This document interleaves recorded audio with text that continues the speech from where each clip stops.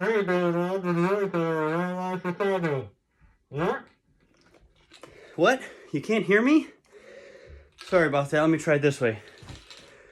It's Blake over at Bond Life Chicago Double O's today with another 007 fight breakdown. Today I'm going to be covering Thunderball, and it's going to be the underwater fight scene. If you couldn't get a hint from the scuba snorkel gear that I had here for you.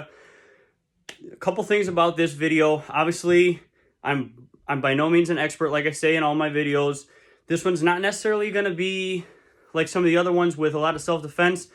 Fighting underwater is a lot different than fighting on ground, on your feet, you know, throwing punches and kicks. It's swimming. Ultimately, you have to be a strong swimmer. Those in the Bond community, we all know that Bond is a very strong swimmer. On top of that, he loves, snorkeling, scuba diving, all those types of things.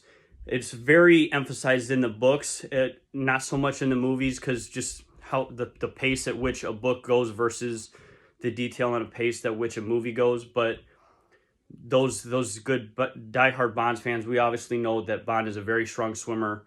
He knows what he's doing underwater. Again, disclaimer, if I say something wrong, please reach out to me.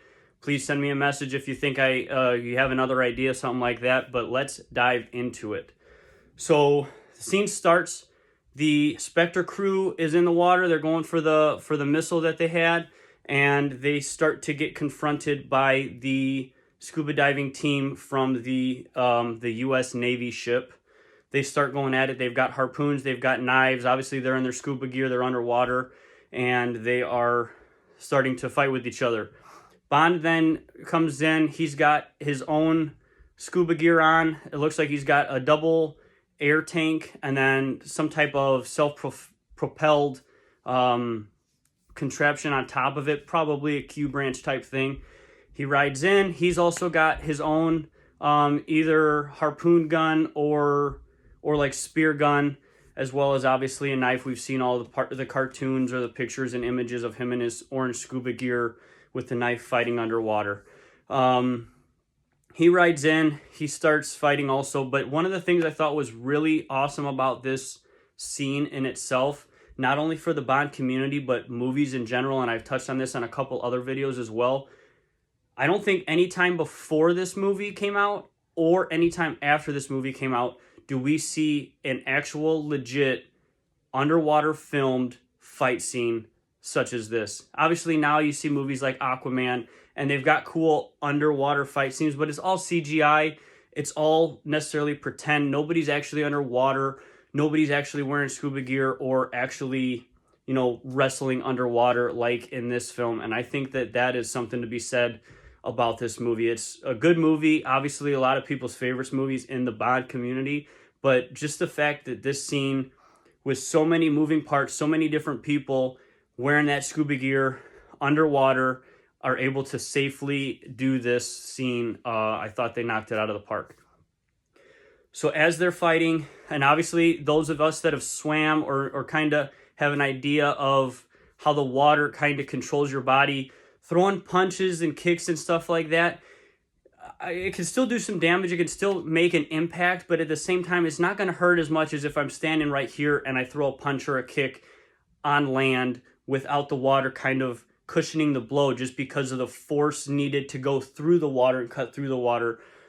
Kind of changes up the impact. On top of that, you have to kind of have a different mindset or game plan as far as what you're going to do when you are fighting underwater. And I think we see that a lot in this scene as well. So they've got harpoons guns. Obviously, that's more of a longer range weapon. Can be very effective. However, it's also a lot longer to reload, rather than if you're on land again and you've got a semi-automatic firearm and you can just pop off rounds. Obviously, the harpoon gun is going to take a while. They've also got knives. Again, a very effective, deadly weapon.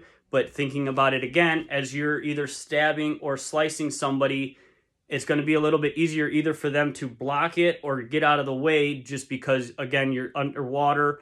The water's going to be, you're going to need more inertia and more effort and energy to cut through the water to get to that enemy, that opponent of yours. So I think, again, like I said, we see it really well in this video, in this scene. It's not so much attacking the people. Obviously, we do see people get hit with spear guns and harpoons guns. We do see people get stabbed.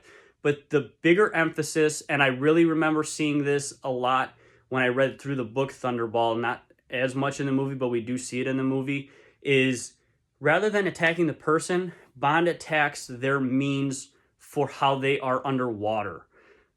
If you can't breathe, you can't remain underwater, because obviously we need air to breathe. So you see it a lot where he is either cutting the people's tubes or ripping out their oxygen tank masks, causing them to surface or died simply because they intook too much water into their lungs.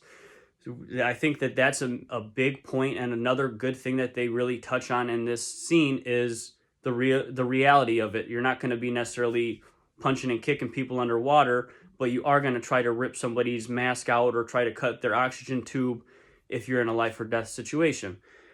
Then you also can't necessarily see. If you can't see, and you hear this a lot in boxing, obviously when people get cuts on their eyes and they're bleeding or their eyes are so swollen, you can't see, you can't fight.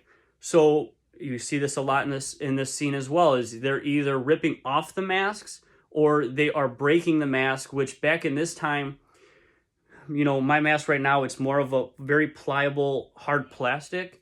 But in this scene, at that time in that era, the masks are made out of glass. It's a lot easier to break. And when you break that, think again, you're now shattering glass inwards towards somebody's eyes. So that can do a lot of damage in itself. Thus, they're not able to stay underwater.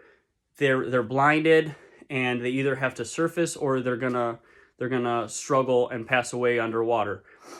So as Bond rides in, he's also, the contraption that he's got on his back that's self-propelled also has its own type of like spear gun or harpoon gun in itself. He starts to address several of the Spectre bad guys. As I just touched on, we see him start cutting some people's tubes with a knife. At one point, I found this part kind of humorous. He sees one of the Navy scuba divers kind of cornered by two Spectre agents, and he shoots the harpoon gun, hitting the sunken ship, causing part of it to fall down, and he traps two of the Spectre agents there. Always, you got to have a little bit of ingenuity with Bond fight scenes, of course. We see him then swim back into the ship, being chased by two other Spectre agents in their scuba gear. Thanks to Q Branch, he's got that awesome little smaller breathing apparatus that he's able to then take off his large tanks with the self-propeller on there, making him a lot more agile and a lot easier for him to move. And as the Spectre agents follow him into the boat, he's able to drop either like a detonator or a grenade of some sort and neutralize those two Spectre agents. And whether that bomb or grenade killed them or not, that amount of pressure underwater in that small confined space, they would have their ears probably popped. They'd probably be ineffective. Whether that grenade caused them to pass or not, they're going to be out of the fight. We now see him swimming through.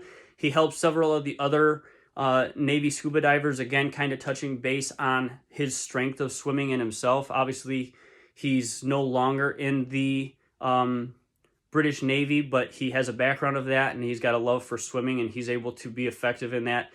Again, cutting more people's tubes. I think at one point it looks, and it's hard to tell whether he either breaks the Spectre agent's neck or if he kind of tugs on the tubes in a way that causes it to basically break off the airflow to that Spectre agent, but he stops that Spectre agent that way.